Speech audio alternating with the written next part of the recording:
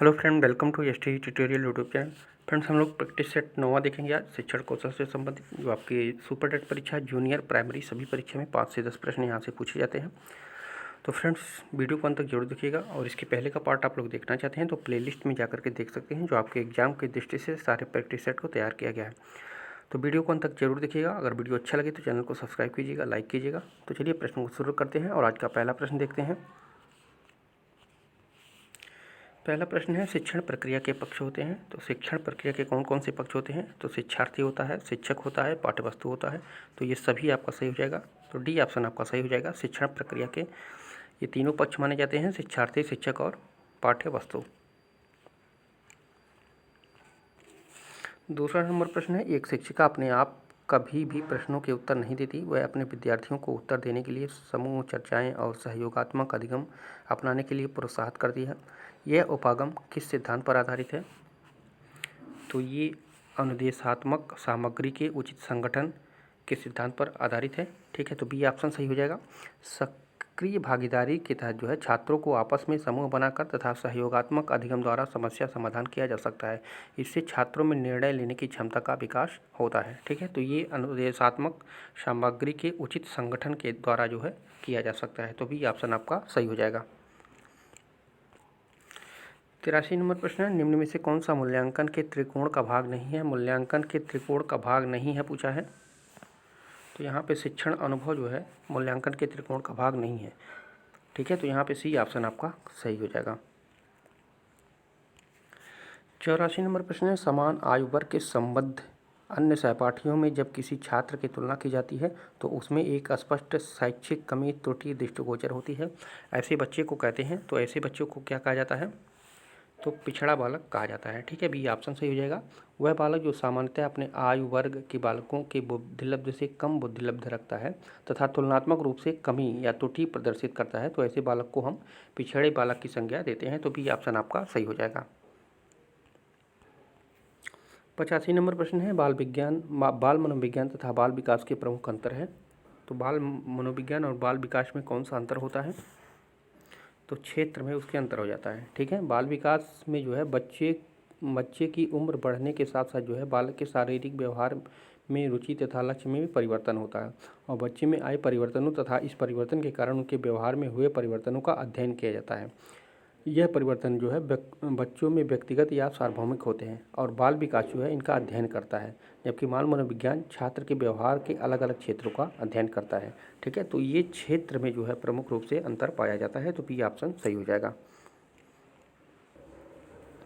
86 number प्रश्न है, एक व्यावसायिक कौशल सिखाने का सबसे प्रभावी तरीका है।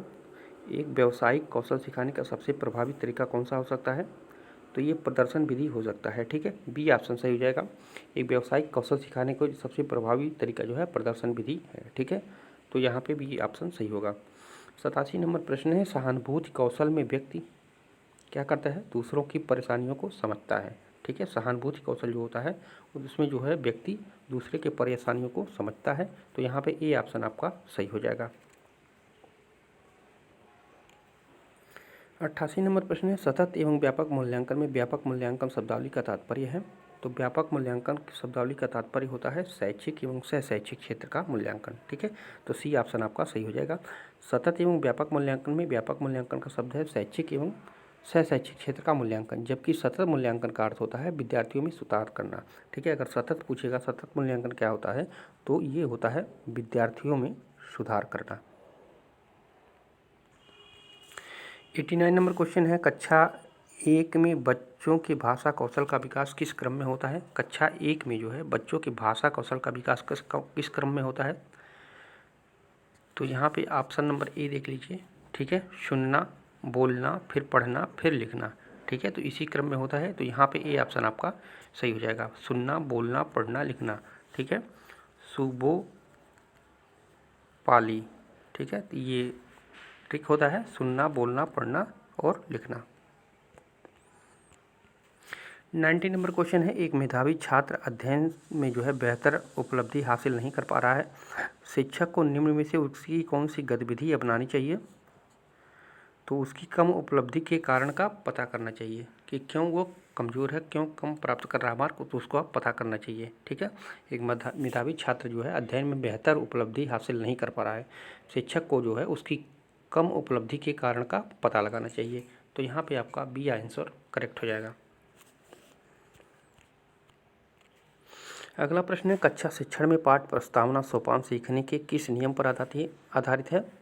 कक्षा शिक्षण में पाठ प्रस्तावना सोपान जो होता है वो सीखने के किस नियम पर आधारित है? तो ये तत्परता नियम पर आधारित है। ठीक है, तत्परता में जो है कार्य करने की केंद्रीय शक्ति निहित रहती है तथा साथ में जो है तत्परता से सक्रियता भी बढ़ जाती है, और तत्परता के नियम को तैयारी का नियम भी कहते हैं। ठीक है, और इस नियम के तहत जो है बहुत सारे कार्य होते हैं, जैसे होता है शिक्षकों को बालकों की रुचि एवं अभिक्षमता का मापन कर लेना चाहिए, जिससे उसकी तत्परता का ज्ञान जो है हो सके, जिसको ज्ञात से अज्ञात की ओर कह सकते हैं। ठीक है, और होता है बालकों की तत्परता के अनुरूप जो है शैक्षणिक व्यवस्था होनी चाहिए।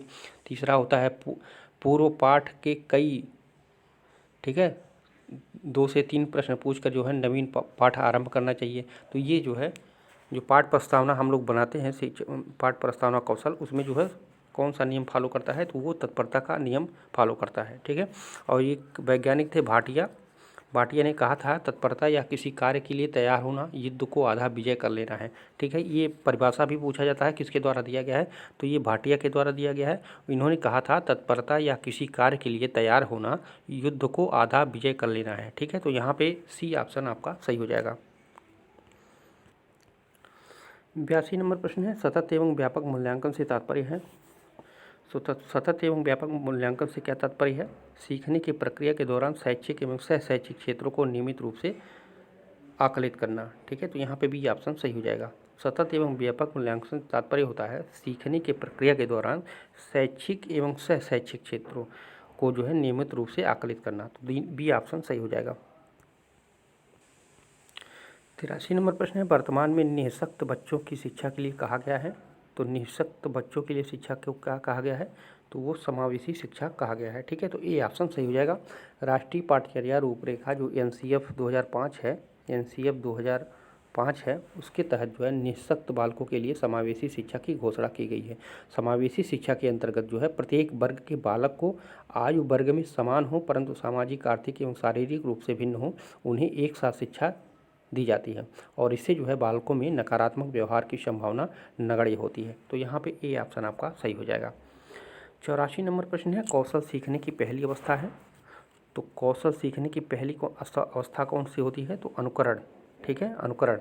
कौशल सीखने की पहली शिक्षण कौशल अवस्था अनुकरण है। बच्चे शैशवावस्था में अपने माता पिता को देखते हैं, जिस प्रकार की गतिविधि वह करते हैं ठीक उसी प्रकार से बच्चे करने का प्रयत्न करते हैं। ठीक है, अतः उनका अनुकरण करते हैं। तो यहाँ पे डी ऑप्शन आपका करेक्ट हो जाएगा। 85 नंबर प्रश्न है, मूल्यांकन किया जाना चाहिए। तो यहाँ पे 3 ऑप्शन यहाँ पे भी हैं, ध्यान दीजिएगा थोड़ा सा। मूल्यांकन किया जाना चाहिए। मूल्यांकन से बच्चे पढ़ेंगे, पता लगता है कि बच्चों की उपलब्धि का, बच्चों के सीखने में स्तर ज्ञान होता है, और यहाँ पे शिक्षकों की उपलब्धि का पता लगता है। तो कौन सा ऑप्शन सही हो जाएगा, तो यहाँ पे सी वाला ऑप्शन सही हो जाएगा। ठीक है, बच्चों के सीखने के स्तर पर ज्ञान होता है। ठीक है, मूल्यांकन किया जाना इसीलिए कि बच्चों के सीखने के स्तर का जो है उसमें ज्ञान होता है। ठीक है, मूल्यांकन वह प्रक्रिया है जिसके द्वारा बालक के सीखने का स्तर का पता लगाया जाता है तथा साथ ही जो है अधिगम प्रक्रिया में उत्पन्न होने वाली समस्याओं का पता लगाया जाता है ताकि उसका उचित समाधान किया जा सके। तो यहाँ पे सी ऑप्शन आपका करेक्ट हो जाएगा। 86 नंबर प्रश्न है, सीखने की प्रोजेक्ट विधि किस अवस्था के लिए उपयोगी है। तो प्रोजेक्ट विधि किस अवस्था के लिए उपयोगी होती है, तो बाल्यावस्था, पूर्व बाल्यावस्था, किशोरावस्था, इन तीनों के लिए जो है आवश्यकता होती है। ठीक है, बाल्यावस्था, पूर्व बाल्यावस्था एवं किशोरावस्था, इन तीनों अवस्थाओं में जो है प्रोजेक्ट विधि अधिगम के लिए सर्वोत्तम होती है। तो डी ऑप्शन आपका सही हो जाएगा। 87 नंबर प्रश्न है, रामकृष्ण मिशन की स्थापना किसके द्वारा की गई थी। तो रामकृष्ण मिशन की स्थापना स्वामी विवेकानंद द्वारा किया गया था। ठीक है, सन 1897, ठीक है, 1897 में कलकत्ता में जो है स्वामी विवेकानंद ने जो है रामकृष्ण मिशन की स्थापना की थी, और रामकृष्ण परमहंस और स्वामी विवेकानंद के गुरु थे। ठीक है, इनके गुरु जो है कौन थे, रामकृष्ण परमहंस थे, और स्वामी जी ने जो है सन 1893 में शिकागो में धर्म सम्मेलन में जो है भारत का प्रतिनिधित्व किया था। ठीक है, तो 2-3 पॉइंट हैं, सभी पॉइंट को याद रखिएगा। 88 नंबर प्रश्न है, एक शिक्षिका पाठ को पूर्व पठित पाठ से जोड़ते हुए बच्चों को सारांश लिखना सिखा रही है। वह क्या कर रही है? तो वह जो है बच्चों की पाठ समझने की स्वयं शैली विकसित करने में सहायता कर रही है। ठीक है, तो ये ऑप्शन आपका सही हो जाएगा। एक शिक्षिका पाठ को जो है पूर्व पठित पाठ से जोड़ते हुए बच्चों को सारांश लिखना सिखा रही है, जिससे वह बच्चों को पाठ समझने की स्वयं शैली विकसित करने में सहायता कर रही है। अतः विद्यार्थी को पढ़ाया गया पाठ जब तक वह स्वयं उसका अवलोकन नहीं करेंगे तब तक वह उस पाठ को सही तरह से समझने में सफल नहीं होंगे। अतः शिक्षिका जो है पूर्व पठित पाठ से जोड़ते हुए सारांश लिखने के लिए जो है शिक्षार्थियों को पूर्ण रूप से जो है पाठ समझाने का कार्य कर रही है। तो यहाँ पे ए ऑप्शन आपका सही हो जाएगा। 89 नंबर क्वेश्चन है, निम्नलिखित में से कौन सा तत्व कक्षा में अधिगम हेतु सहायक हो सकता है? तो बच्चों को अधिगम हेतु प्रेरित करने के लिए परीक्षणों की संख्या को बढ़ा देना चाहिए, ये नहीं सहायक हो सकता है। अध्यापकों द्वारा जो है बच्चों की स्वायत्तता को बढ़ावा व सहायता देना चाहिए, तो ये ऑप्शन आपका सही हो जाएगा। कक्षा में अधिगम हेतु जो है अध्यापकों द्वारा बच्चों की स्वायत्तता को बढ़ावा व सहायता देना चाहिए, जिससे कक्षा में बच्चे जो है बिना किसी डर के जो है अध्यापकों से अपनी समस्याओं का समाधान पूछ सकेंगे। तो यहाँ पे भी ऑप्शन आपका सही हो जाएगा। 90 नंबर क्वेश्चन है, विद्यालयों में समावेशन मुख्यतः केंद्रित होता है, तो किस पर केंद्रित होता है? तो विशिष्ट श्रेणी वाले बच्चों के लिए सूक्ष्माति सूक्ष्म प्रावधानों के निर्माण पर, तो यही आपका सही हो जाएगा। ठीक है, विद्यालयों में जो है समावेशन मुख्यतः केंद्रित है विशिष्ट श्रेणी वाले बच्चों के लिए जो है सूक्ष्माति सूक्ष्म प्रावधानों के निर्माण पर। ठीक है, तो यहाँ पे ए ऑप्शन आपका करेक्ट हो जाएगा। इसमें कह रहा है विशिष्ट श्रेणी के जो बच्चे हैं, ठीक है, विशिष्ट बालक है, उन बच्चों को सूक्ष्म से छोटे प्रावधानों के निर्माण करने पर जो है बल देना चाहिए। तो यहाँ पे आपका सही हो जाएगा ऑप्शन नंबर ए।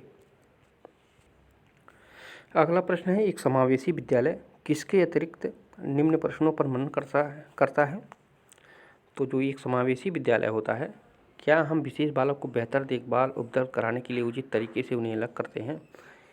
इस प्रश्नों पर हमेशा मनन करता है।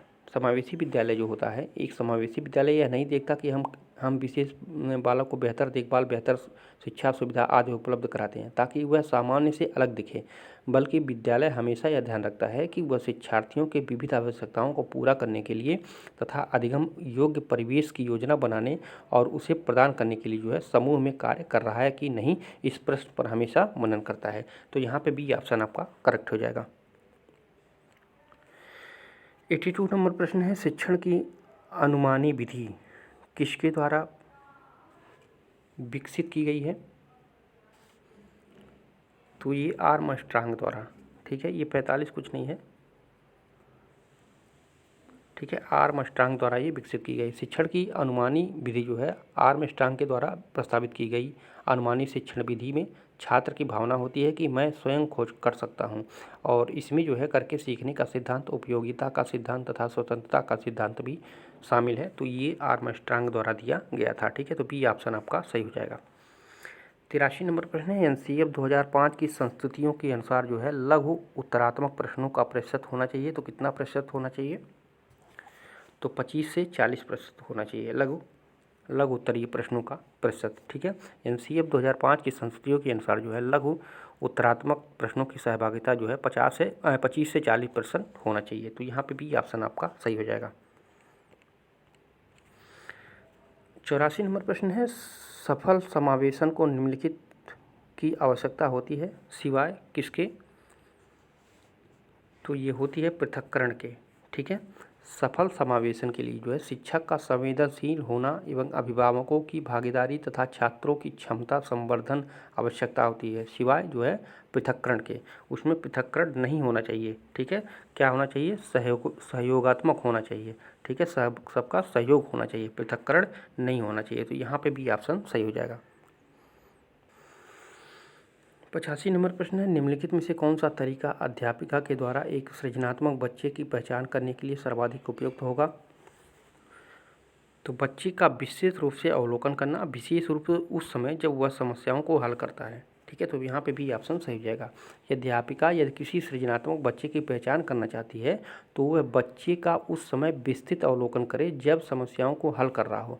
ऐसी परिस्थिति में उसकी तार्किकता, सृजनात्मकता तथा बौद्धिक क्षमता का पता चलता है। तो यहाँ पे भी ऑप्शन करेक्ट हो जाएगा। तो फ्रेंड्स, ये रहे महत्वपूर्ण प्रश्न। कैसा लगा वीडियो कमेंट जरूर कीजिएगा और वीडियो को लाइक शेयर भी कीजिएगा। फिर मिलते हैं अगले पार्ट में। पूरा वीडियो देखने के लिए आप सभी को धन्यवाद।